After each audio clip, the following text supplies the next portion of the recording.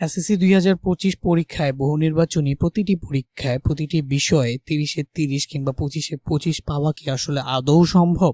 আর যদি শুধু সম্ভব হয় কিভাবে পড়লে আমি সেই 30-এ 30 অথবা 25-এ 25 পেতে পারি? সো ভাইয়া, প্রথম কথা আমি তোমাকে যেটা বলতে চাই, সঠিক নিয়মে পড়াশোনার পাশাপাশি তুমি যদি উপস্থিত বুদ্ধিটাও তোমার ভালো থাকে, তাহলে কিন্তু তুমি ইজিলি 30-এ 30 পাইতে পারো।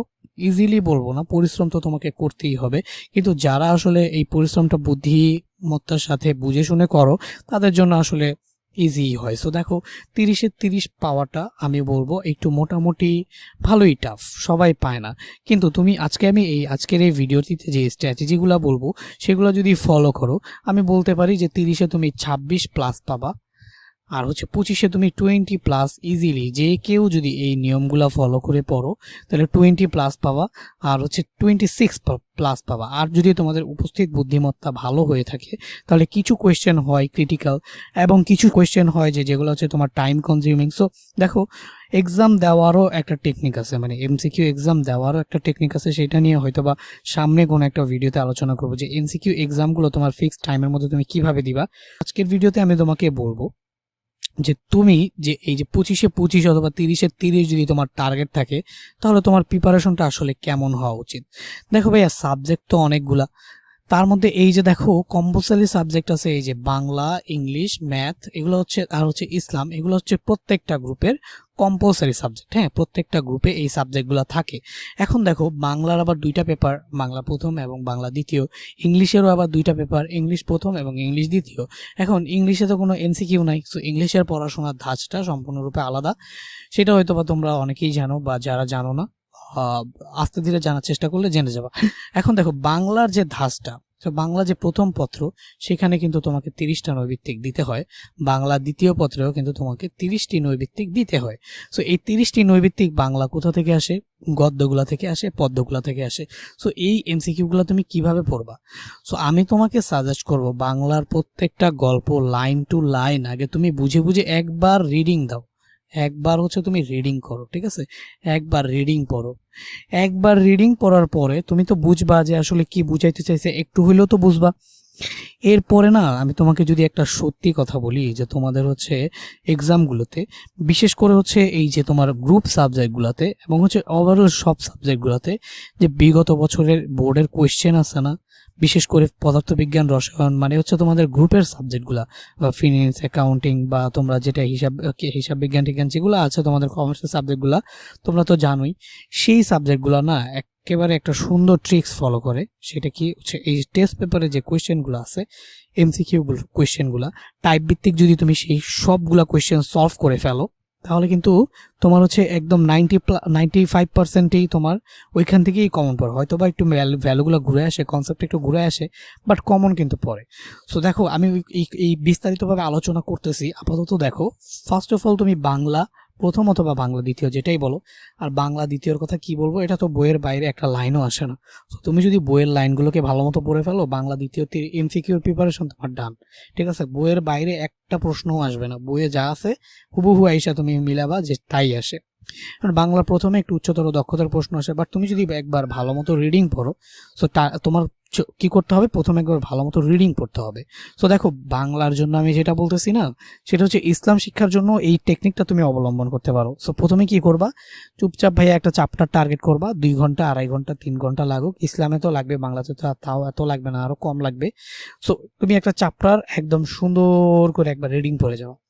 রিডিং পড়ার পরে তোমার কাছে যদি গাইড থাকে বা টেস্ট পেপার থাকে, বিগত বছরের প্রশ্নগুলো দেখবা তুমি কোন কোন প্রশ্ন পারো, কয়টা পারতেছো তুমি, কয়টা তোমার মাথায় অ্যান্সার আসতেছে। সো যে আসুক বা না আসুক, তারপরে তো তুমি বুঝে যাবা যে আচ্ছা, এটা পারি না, এটা এখানে ছিল, হয়তো আমি একবার দেখছি, আমার মনে নাই। সো এরকম করে না, তুমি বোর্ডে যে কটা এমসিকিউ আছে সবগুলো এমসিকিউ পড়ে ফেলবা। বোর্ডে যে কটা খ নাম্বার প্রশ্ন আছে, সবগুলো তুমি রিডিং পড়বা, বা চাইলে তুমি মুখস্থ করে ফেলতে পারো। এরপরে তো তুমি বুঝে যাবা আসলে কোন কোন লাইন থেকে কোন ধাঁচের প্রশ্নগুলো আসলে আসতেছে। তো এরপরে তুমি আরেকবার খাতা কলম নিয়ে রিডিং পড়তে বসবা। বসে তুমি তো দেখতেই আছো যে কোন কোন লাইনগুলা বোর্ডে আসতেছিল, দেখতেছো না যে কোথা থেকে কোন পয়েন্টটা থেকে কোন লাইনগুলো থেকে বোর্ডে প্রশ্নগুলো আসছে, কোনটা তুমি পারছো কোনটা তুমি পারো নাই, সেটা তুমি নোট ডাউন করো।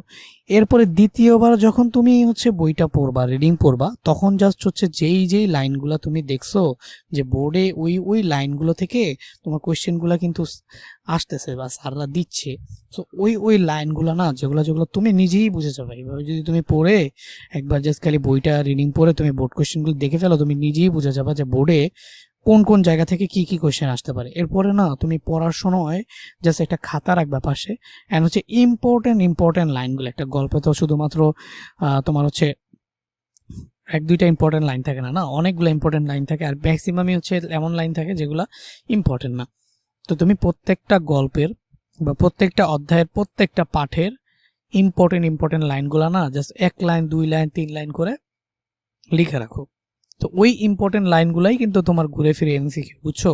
তো একবার লিখে এটা পড়ার পরে তুমি হচ্ছে আর রিডিং পড়ার দরকার নাই, কারণ সবগুলা ইম্পর্টেন্ট লাইন এখন কোথায়, এখন হচ্ছে তোমার খাতায়। সো তুমি জাস্ট সপ্তাহে 1 দিন পারো, 2 দিন পারো, 3 দিন পারো, সেই ইম্পর্টেন্ট লাইনগুলোরে আবার একবার করে রিডিং পড়ে মাথায় নিয়ে আসবা, দেন তোমার এগুলো সবকিছু মনে থাকবে। তারপর হচ্ছে তুমি খুব সুন্দর মতো দেখবা কি বোর্ডের এমসিকিউ গুলা পড়া শেষ, টেস্ট পেপারের এমসিকিউ তোমার পড়া শেষ হয়ে যাবে তখন, এবং হচ্ছে তোমার কাছে সবগুলা ইম্পর্টেন্ট লাইনের সমাহার আছে যেগুলো থেকে এমসিকিউ হয়। সো জাস্ট তোমার প্রিপারেশনটা মনে করো 100-এ 100 কমপ্লিট, 100% কমপ্লিট।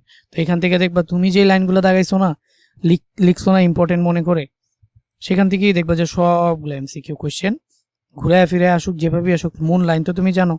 সো তোমার দেখো ওই এমসিকিউ প্রিপারেশন কিন্তু হয়ে যাচ্ছে। তো এখন ম্যাথে কি করবা সেটা তো ভাইয়া বলবো।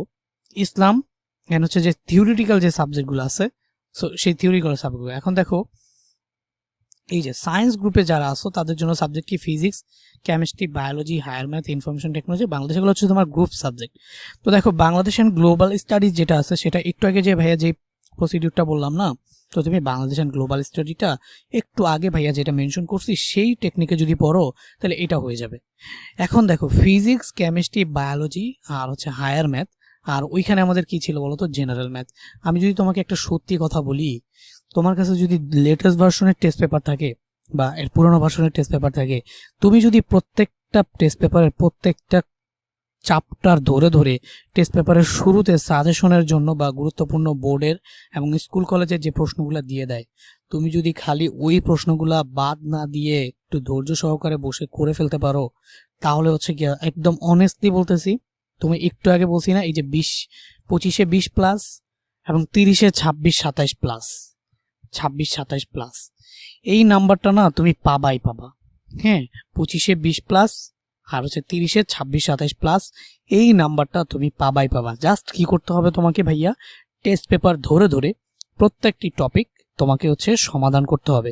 এখন তোমার এই হচ্ছে টেস্ট পেপারের এই প্রবলেমগুলো সমাধান করতে অনেক বিরক্তিকর লাগে, তাই না?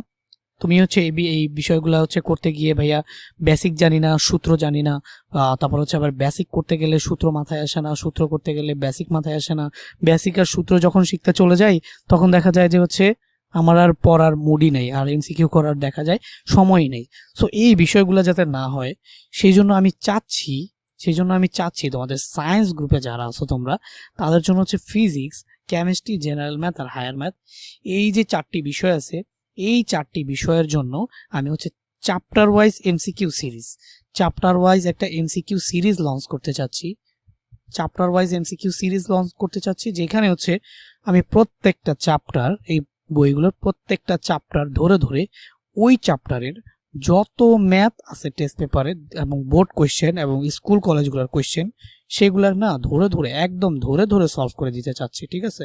কিন্তু কথা হচ্ছে ভাইয়া যে আমার হচ্ছে এই যে অলরেডি কিন্তু তোমাদের ক্র্যাশ কোর্স চলতেছে, তাই না?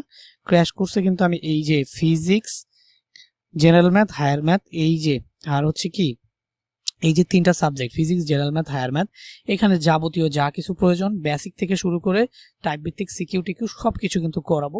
সে ক্র্যাশ কোর্সটা অলরেডি চলতেছে, বাট এর বাইরে যদি আমি একটা এমসিকিউ সিরিজ চালু করতে চাই, আমার কিন্তু অনেকটা সময় তোমাদের পিছনে ব্যয় করতে হবে, ঠিক আছে? তো দেখো, তো সেইটা করার জন্য আমি জাস্ট জানতে চাচ্ছি, যদি আমি এটা করি, আমি যদি এই এমসিকিউ সিরিজটা চালু করি, তাহলে তোমরা কি চাও কিনা, আমার কি এটা করা উচিত, তোমাদের কি উপকার হবে? তোমরা কি চাও, তোমরা কি নিয়মিত ক্লাসগুলো করবা, ভাইয়ার সাথে কি তোমরা এই ক্লাসগুলোতে থাকবা, সেই বিষয়টা জাস্ট আমি তোমাদের থেকে জানতে চাচ্ছি। যদি তোমরা মনোযোগ দিয়ে পড়াশোনা করো অ্যান্ড হচ্ছে তোমরা খুব ভালো রেজাল্ট করো, সেটাই দেখতে ভাইয়ের ভালো লাগবে, সেটাই হচ্ছে সার্থকতা। ঠিক আছে, দেখো আমার থেকে শিখে তোমরা ভালো করবা, সেটা আমার জন্য অনেক ভালো লাগার না। সো এখন আমার অডিয়েন্স তো খুবই কম। আজকে আমি যখন এই ভিডিওটা রেকর্ড করতেছি আমার সাবস্ক্রাইবার 1200+। সো 1200+ সাবস্ক্রাইবারের মধ্যে মনে হয় 50 জন স্টুডেন্ট আছো যারা নিয়মিত আমার ভিডিওগুলো দেখো। সো তোমরা যদি সেই 50 জন থেকে থাকো, তাহলে মিনিমাম এই 50 জন আমাকে আজকে এই ভিডিওটাতে কমেন্ট করবা যে ভাইয়া আমরা হচ্ছে আপনার এই যদি তোমাদের মনে হয় যে এটা খুবই তোমার জন্য উপকার হবে, আমি বলতেছি অবশ্যই উপকার হবে। কারণ আমি যদি একটা টেস্ট পেপারের প্রত্যেকটা টাইপের ম্যাথ তোমাকে সলভ করে দেই, বেসিকটা কোথা থেকে আসছে সেই বেসিকটা বলে দেই, তারপর হচ্ছে এই কোয়েশ্চেনের পেছনে ব্যাকগ্রাউন্ডে কি কি বেসিক কাজ করতেছে বা এইটার মতো আর সিমিলার কি কি কোয়েশ্চেন আছে সবই যদি তোমাকে বলে দেই, আর তুমি যদি প্রত্যেকটা চ্যাপ্টারে এরকম বুঝে বুঝে নোট করে পড়ো, প্লাস নিজেও আমি যে টেস্ট পেপারটা তোমাদের কাছে থাকলে তো ভালো, বাট আমি একটা টেস্ট পেপারের হচ্ছে স্ক্যান কপি দিয়ে তোমাদের যদি নেই ক্লাসটি নিব, তাহলে সেই কপিটাও আমি তো তোমাদের ফেসবুক পার্সোনাল গ্রুপে এবং ইউটিউবের ডিসক্রিপশন বক্সে দিয়ে দিব। সো সেখান থেকে আমি ক্লাসের পরে তোমরা ওইগুলো হচ্ছে প্র্যাকটিস করো, তাহলে আমি তোমাদের বলে দিতে পারতেছি প্রত্যেক এই যে এই 4টা বিষয়ে, প্লাস হচ্ছে প্রথমে যে বিষয়গুলোকে যেভাবে টেকনিক্যালি পড়তে বলছিলাম সেইভাবে যদি পড়ো, তাহলে দেখবা কি যে তোমার সব শেষ ভাইয়া, সব শেষ। 25-এর মধ্যে তুমি 20-এর উপরে পাবা, 22, 23, 24টাও পেয়ে যাইতে পারো, কোনো ব্যাপার না, কোনো ব্যাপার না। খালি এইটার জন্য না তোমার একটু সময় দিতে হবে, ঠিক আছে, প্রচুর পরিমাণে সময় দিতে হবে। কিন্তু একবার যদি সময় দিয়ে শিখে ফেলো, তাহলে কিন্তু তোমার এই এখনো যেহেতু 6 মাস সময় আছে, সো দেখা যাবে আমি একটা এই যে প্রত্যেকটা চ্যাপ্টারের এক একটা এমসিকিউ, একটা চ্যাপ্টারের এমসিকিউ ধরো 150, 250, 60, 100, 250, 300 পর্যন্ত একটা চ্যাপ্টার এমসিকিউ হয়ে থাকে। তো সিমিলার টাইপের গুলো যদি বাদও দেই, তাও দেখো 150-200 এমসিকিউ কিন্তু তোমাদের প্রত্যেকটা চ্যাপ্টার থেকে এর উপরে 150-200 উপরে, আর 150-200 এমসিকিউ সলভ করতে করতে এই চ্যাপ্টারের আর কোনো ধরনের বেসিক কোনো কোনাকাঞ্চিতেও ভাইয়া বাদ রাখবো না। সো এরকম করে যদি শেষ করতে যাই, তাহলে বুঝতেই আসো যে আসলে তোমার আর কোনো প্রবলেম থাকবে না। কিন্তু সেই ক্ষেত্রে আমারও অনেক বেশি সময় দিয়ে তোমাদের এই ভিডিওগুলো রেকর্ড করে দিতে হবে, ভিডিওগুলো বানাইতে হবে। কারণ এটা ভিডিও রেকর্ডিং কিন্তু এমনিতে তোমরা যতটুকু ক্লাস পাও ততটুকু কিন্তু আমার এমনি সময় যাই, এটা আমি ডিরেক্টলি রেকর্ড করি, পরে এডিটিং আছে, এই যে স্লাইডগুলো রেডি করা, একটা টপিক সাজানো অনেক সময় সাপেক্ষ ব্যাপার কিন্তু ভাইয়ের জন্য। সো দেখো সেই সময়টা আমি তোমাদের দিব যদি তোমাদের অনেক বেশি উপকার আসে।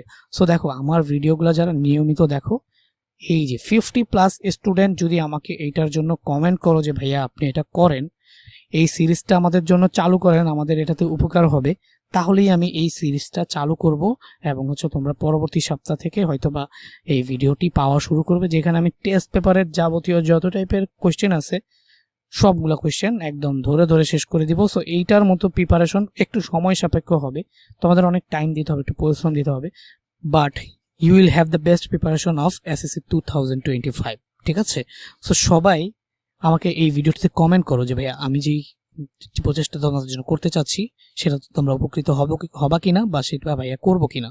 সো দেখো প্রথমে যে সাজেশন দিচ্ছি সেই সাজেশন অনুযায়ী তোমরা এমসিকিউ অন্যান্য সাবজেক্ট এমসিকিউগুলো করতে থাকো, আর এই 4টা সাবজেক্ট আমার সাথে তোমরা করবা। সেটা করার জন্য জাস্ট কমেন্ট করে জানাই দাও যে ভাইয়া করতে চাই। ঠিক আছে, সবাই ভালো থাকবে, আল্লাহ হাফেজ, নেক্সট ভিডিওতে দেখা হবে, ততদিন আসসালামু আলাইকুম, সবাই ভালো থাকবে।